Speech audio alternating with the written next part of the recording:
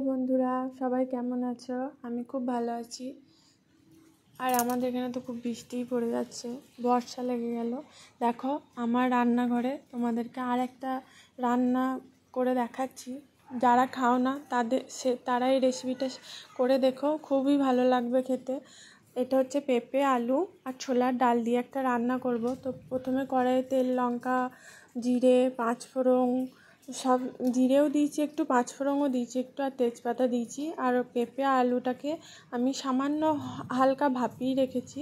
আর ছোলার ডালটা না গলে যাবে, না সেদ্ধ হবে না, মানে যেন দাঁড়িয়ে থাকে, একটু শক্ত শক্ত হয়ে থাকবে কিন্তু যেন গলে না যায়, এরমভাবে ডালটাকে সেদ্ধ করে রেখেছি।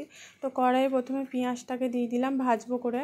আর আমি ওখানে একটা মশলা বানিয়ে রেখেছি, আদা, রসুন, জিরে গুঁড়ো, ধনে গুঁড়ো, সামান্য একটু লঙ্কা গুঁড়ো, আর একটু নুন, হালকা চিনি। তো গরম তেলের মধ্যে একটু চিনি দিয়ে দিয়েছিলাম যাতে কালার আসে। আর আমার কাছে টমেটো ছিল না বলে আমি একটু টমেটো সসও দিয়ে দিয়েছিলাম। এবার তোমরা যারা মানে একটু লাল লাল রং হবে এরম খেতে চাও, তারা একটু কাশ্মীরি লঙ্কাও দিয়ে দেবে। আমরা ওরম খাই না, কারণ বাবু আছে তো, ছোট বাচ্চা, ওই জন্য বেশি লঙ্কা গুঁড়োটা আমরা ইউজ করি না, আমরা কাঁচা লঙ্কাই দিই। আর ঝালটা যে যার মতো দেবে। আমি একটা লঙ্কা ইউজ করেছি, তোমরা চাইলে আরও 2টো লঙ্কা দিতে পারো।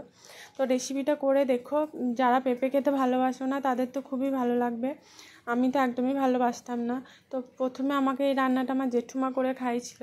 তো দেখো মশলাটা তেল ছেড়ে দেওয়ার পর, মশলা দিয়ে একটা গন্ধ বেরোনোর পর আমি পেঁপে আলুটা দিয়ে দিলাম। এটা একটু কষানোর পর যখন দেখবে এটা দিয়েও একটুখানি ভালো গন্ধ আসছে, তখন ছোলার ডালটা দিয়ে দেবো।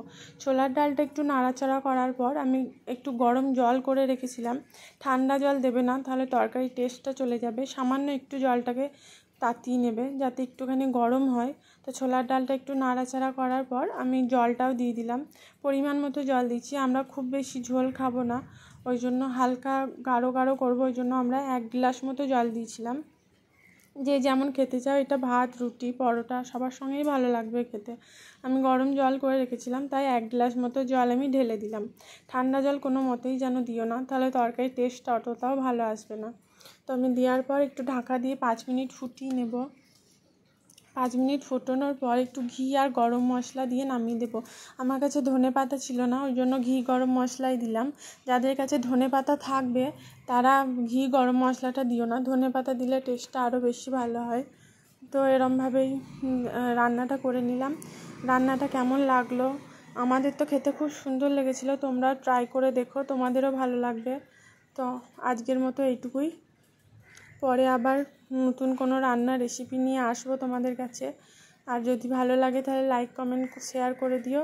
আর যারা পেঁপে খেতে চাও না তাদেরকে এই রান্নাটা বানিয়ে দিও, তারা নিশ্চয়ই অবশ্যই খাবে।